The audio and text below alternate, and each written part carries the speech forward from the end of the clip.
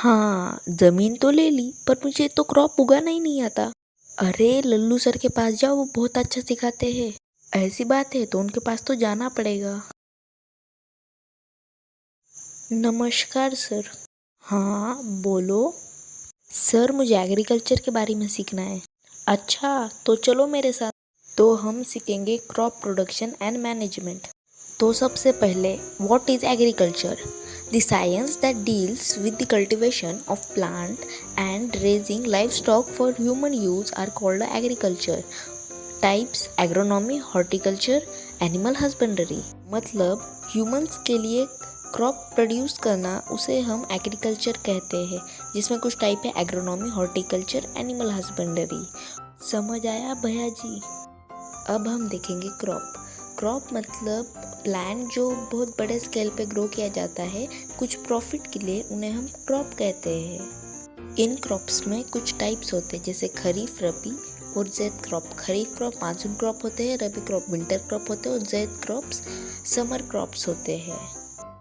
तो अब हम step by step crop production के स्टेप्स देखेंगे, स्टार्ट से लेके एंड तक।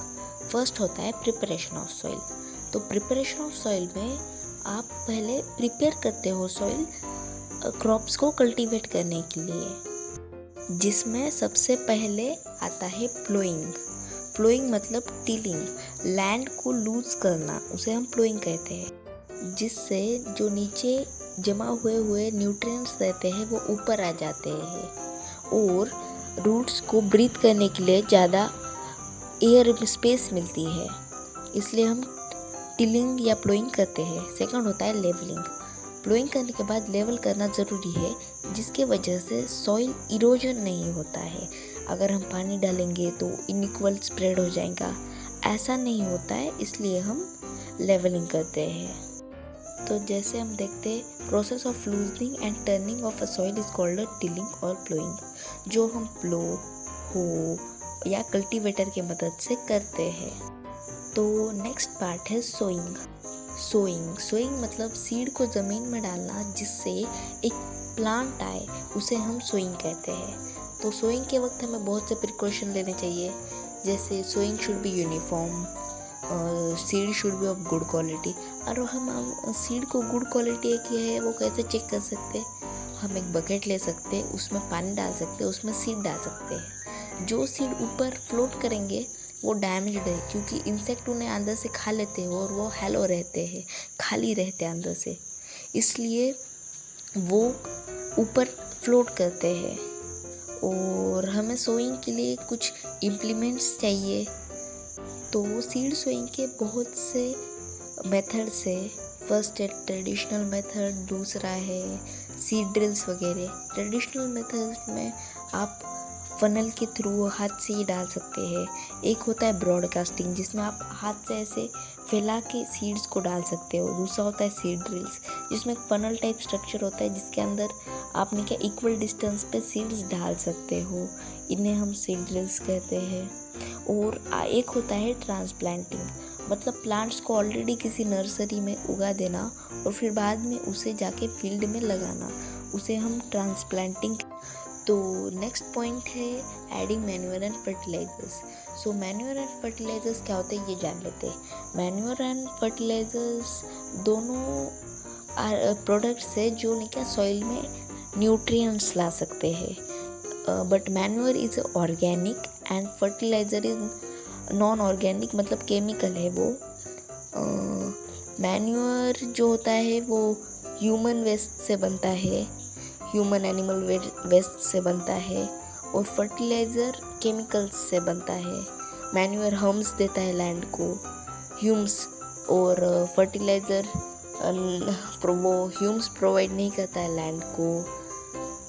और भी लैंड में न्यूट्रिएंट्स लाने के बहुत अलग अलग मेथड्स है, जैसे एक है क्रॉप रोटेशन, जिसमें हम क्रॉप को क्या रोटेट करके मीन्स अलग अलग क्रॉप लगा के न्यूट्रिएंट्स ये कर सकते हैं, वापस ला सकते हैं।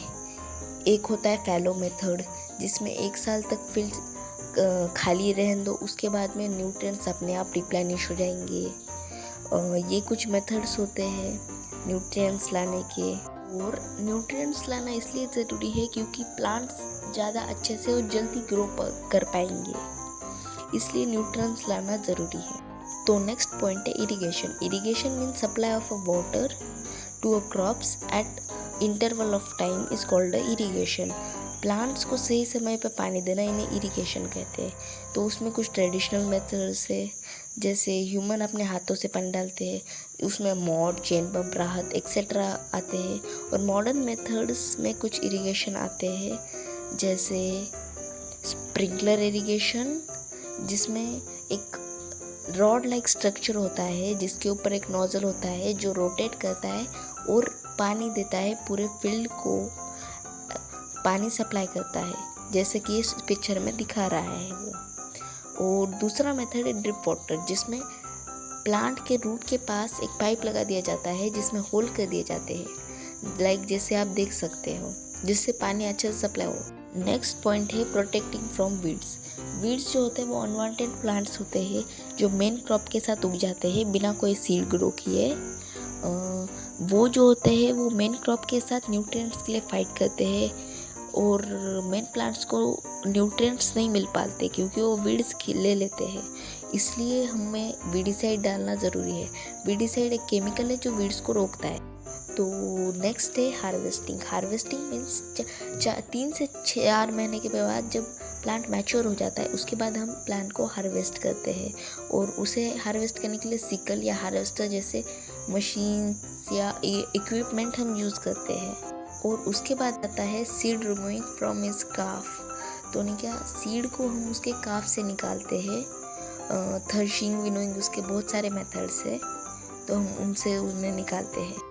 तो नेक्स्ट प्रोसेस है स्टोरेज। स्टोरेज सबसे आखिरी प्रोसेस होती है जिसमें हम जो हमारे क्रॉप्स निकले हैं उन्हें हम इंसेक्ट उनसे बचा के स्टोर करते हैं। तो हम उन्हें यूजुअली जूट बैग्स में स्टोर करते हैं, वो भी नीम के पत्ते डाल के, क्योंकि नीम कड़वा होता है और उससे नहीं क्या इंसेक्ट्स नहीं आते। तो यही था कुछ क्रॉप प्रोटेक्शन मैनेजमेंट चैप्टर में। आपको समझ आया भैया जी? हाँ, मुझे तो बहुत अच्छे से समझ आया। आपको भी समझ आया ना? तो सब्सक्राइब करो।